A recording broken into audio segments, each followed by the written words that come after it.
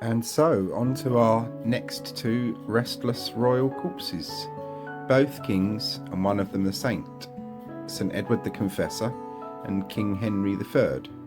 This is a two-parter, this one, and I wanted to make it a two-parter that I put these pieces together because with these two kings, although their deaths are separated by 206 years, they're strangely interconnected by one grave and the devotion of one, which was Henry III, to the other, St Edward the Confessor. So, this is the first of our characters in this little series, which is St Edward the Confessor, who we see here on the bio tapestry. Edward, called the Confessor. A confessor is a saint who suffers for his faith, but is just one short step from martyrdom.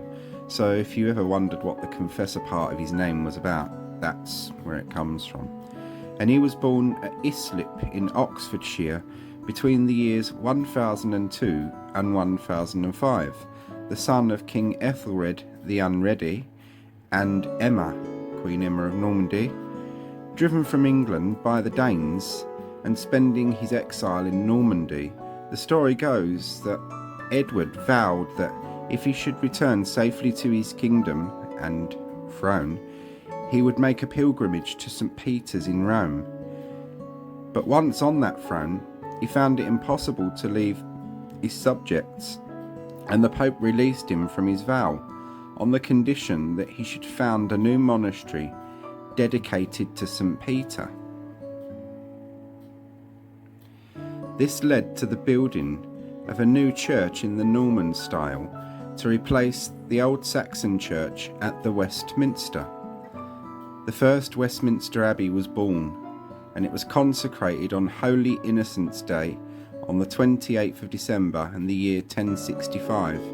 But sadly, King Edward the Confessor, dying by this point, was too ill to attend the consecration service. And this is a reconstruction of the original Westminster Abbey of St Edward the Confessor.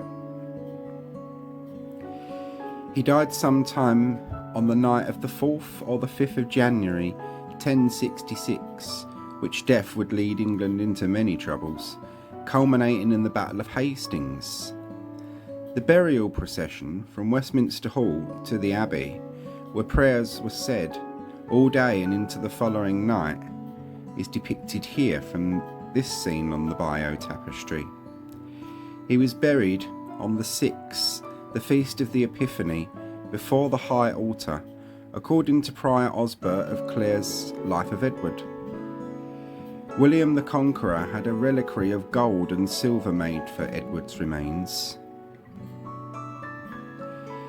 In the year 1102, Osbert describes the opening of the tomb of St Edward the Confessor.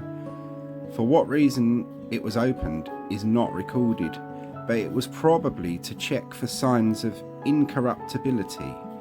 Sainthood, basically. They wanted this king made a saint. He was viewed almost as a saint in his life. And the incorruptibility, it's revolting, but they opened the coffin up to check whether he was decomposing or not. The Incorruptibles are an interesting bunch. I suggest you check them out on YouTube. Type in Incorruptibles Saints, and they are people who are so holy that death itself cannot rot their bodies away. That's a little story for you to look up. When the top slab, it was a stone coffin like that of King Edward First, was taken away, a wonderful fragrance filled the whole church, suggesting that the body, if not embalmed, had at least been packed with aromatics. But many thought that the deep, rich fragrance was a sign of the confessor's holiness, a man so holy that even death itself could not corrupt his remains. Indeed, it was this, amongst other miracles, that led to the dead King Edward the Confessor actually being made a saint some 95 years after his death, which beatification, which is being made a saint, occurred in the year 1161. When his grave was opened, a stone coffin of it was opened, the body was found to originally have been wrapped and buried in a precious shroud of cloth of gold, and he had 2 sceptres by his side, as we learned in the documentary about Edward First, sorry, I keep saying that, don't I? And a crown on his head. On his finger was a ring, bear that ring in mind please, and sandals on his feet. The paw which covered his head was cut away to beneath the chin, and the long white beard was seen.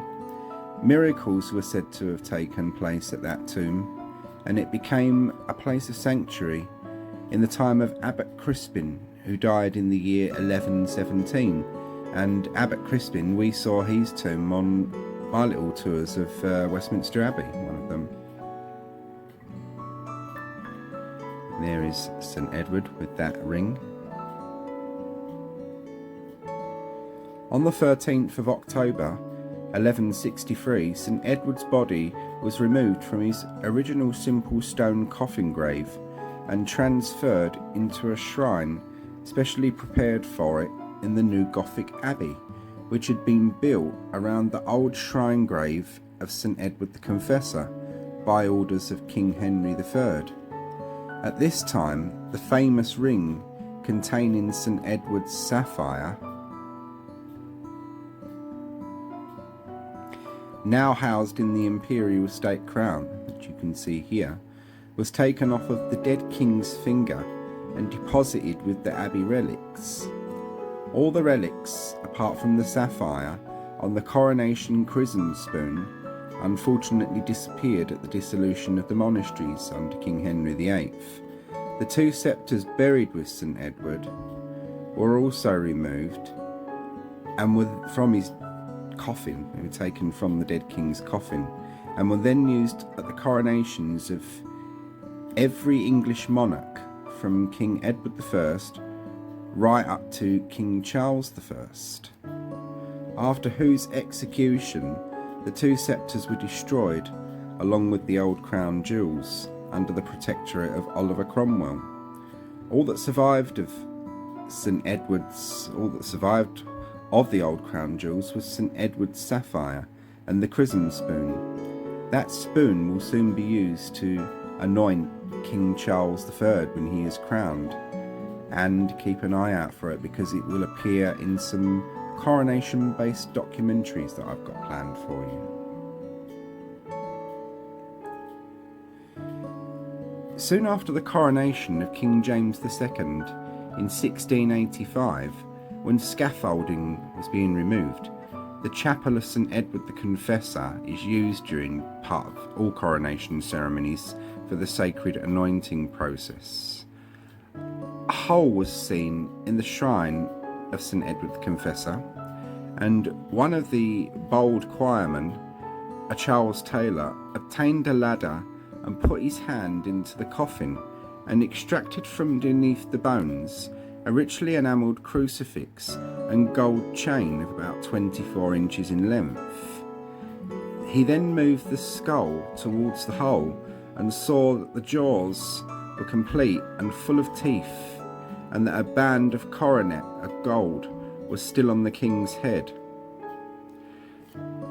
Also in the coffin was a white and gold coloured flower embroidered piece of silk. He showed the crucifix to the dean, and they presented it to King James II, who had the coffin enclosed in a new one, strongly clamped with iron, and it has remained undisturbed since that time. Much needed restoration work on the shrine was undertaken in the early 2000s, and this is a picture of the shrine of St Edward as it is today. We can't go round that bit because it's a very sacred area and the public aren't generally allowed round there. So, as I say, the shrine restorations were undertaken in the early 2000s, which entailed dismantling the shrine as part of the restoration process. When dismantled, under the shrine was found that wooden and iron-clad coffin that King James had ordered made after the intrusion and removal of King Edward's gold cross and chain, which a book was later written about, and which was noted down at the time that when King James had the new iron-banded coffin made and St Edward's remains placed in it, that the coffin was set into what King James intended to be its final, undisturbed resting place. Not only was the coffin banded in iron, but when the restorations were undertaken, it was discovered that 2 grey iron bars were set into the walls of the tomb, ensuring that the king and St Edward the Confessor couldn't be so easily disturbed again. The gold cross does not appear in the inventory of goods owned by King James II. There was a book written about this when it was discovered and presented to the king, and we're seeing the frontispiece of this book now. The next we hear of it is when King James II was deposed, and he was supposed to have taken it with him into exile. The next mention is that it was supposed to have been presented to the Pope. No record or trace of it has ever been found in papal possession, so its location is a mystery to this day. Some say that the guilty King James II had it placed back in with St Edward the Confessor, and that it was never with James II in exile, and it was never with any pope, and that it rests to this day with its royal saintly owner. We'll never ever know, unless it turns back up, of course, again. This is an image of St Edward's shrine that I took when I did my naughty bit of covert pocket filming, and this is it viewed from above, from the upper galleries. As I say, you can't go into the chapel there where it is, so you're getting a pretty good view of it. And this is St Edward the Confessor as depicted in the Littlington Missal.